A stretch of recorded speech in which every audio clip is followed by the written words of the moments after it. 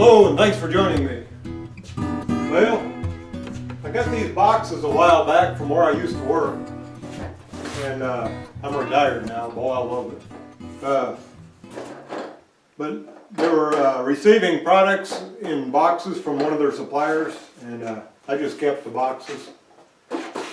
So we're gonna build these shelves for these boxes today. And I like hanging stuff from the rafters, like my wood storage rack.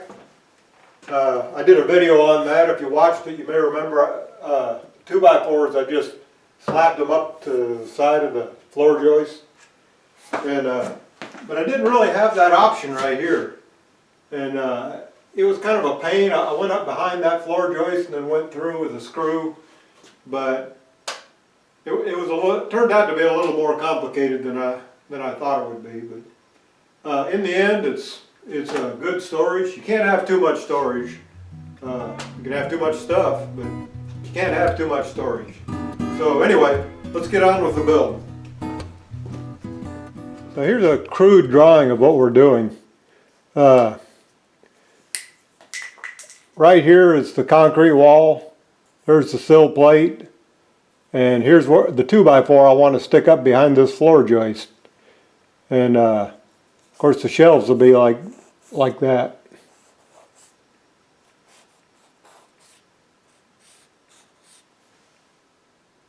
So anyway, let's get on with it.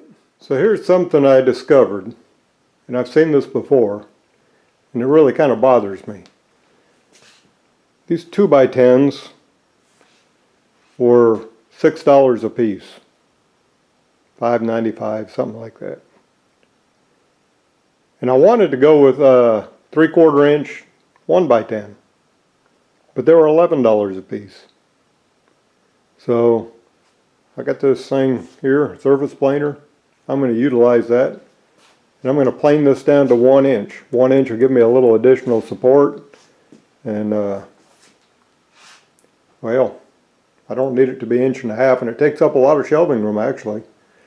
So I spent $10 instead of $22, or $12 instead of $22.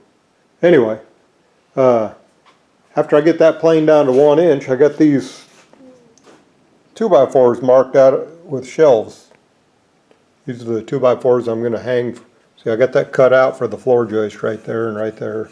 That's where it sticks out. The sill plate hangs over the top of the wall just a little bit there. Anyway, I'm going to cut the shelves first, and then I'm going to put a dado stack on the table saw and rip those out there about a 1/2 inch deep, and we'll go for it.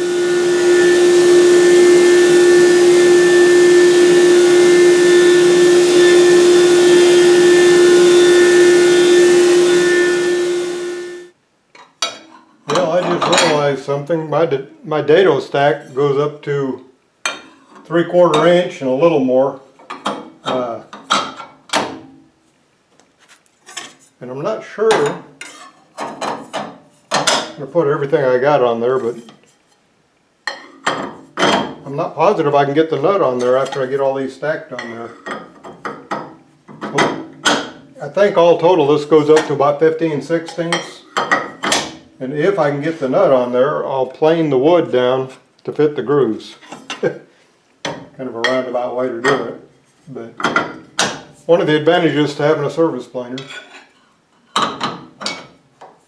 Oh yeah, it's going to fit.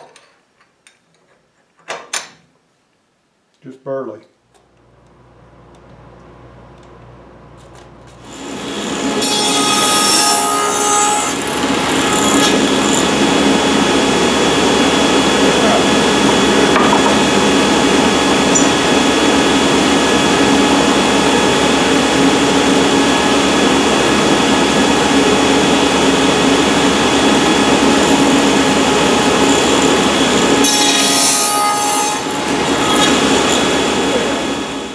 Got all the boards cut here to, well, they're trimmed flush on the, or good clean cut on that end, and I'm cutting them for length. I got my fence set at 46.5. So I just need to cut these up.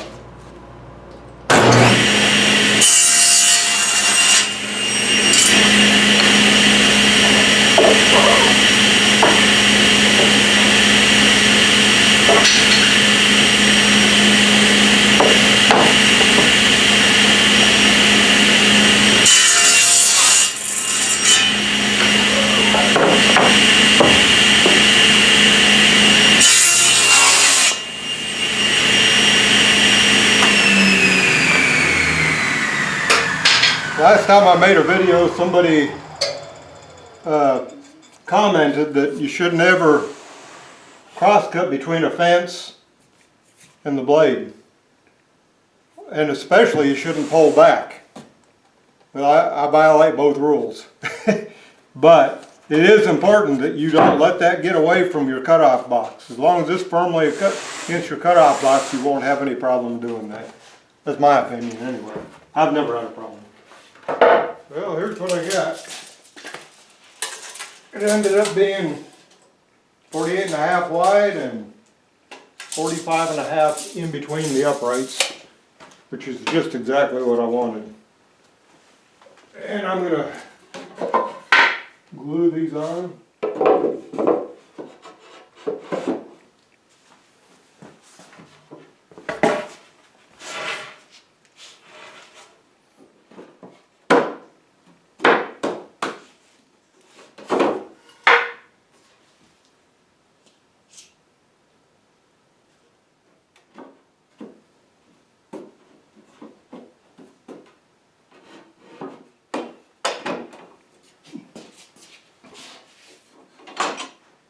And then I'll measure diagonal.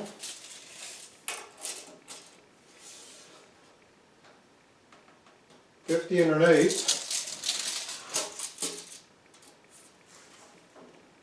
So it's square. Now all I got to do is put screws in the end.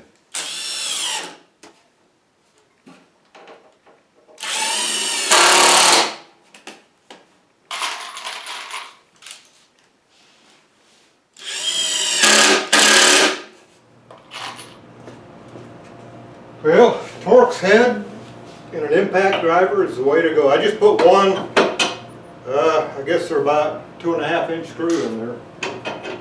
But it's got the dado holding it, that'll be more than sufficient.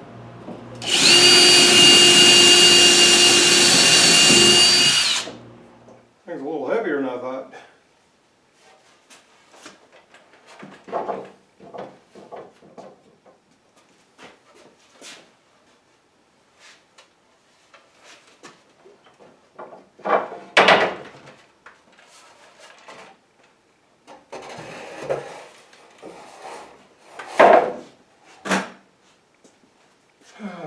I may have to clean up a little bit, huh?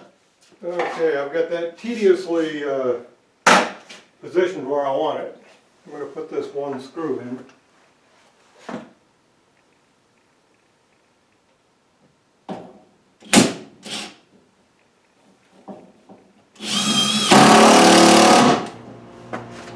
Well, there it is. There's a total screw up on my part. This joist right here is a double 2x4 or 2x10, and these pipes were obscuring it. I thought it was a single 2x10, and I couldn't get the screws to hold. I was in a strain holding this shelf up, and I couldn't get it to hold. But right here, this stud for this wall overhangs about 1 inch, and I drilled screws to hold it there. And on the other end, I drove a very big spike in it. So this should hold. It's on shear strength. If it falls down, I'll put her back up.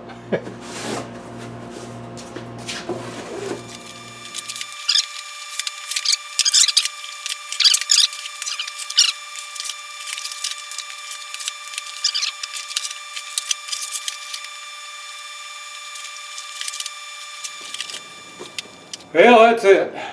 Thanks for joining me. That was quite an adventure. A little bigger job than I thought it would be.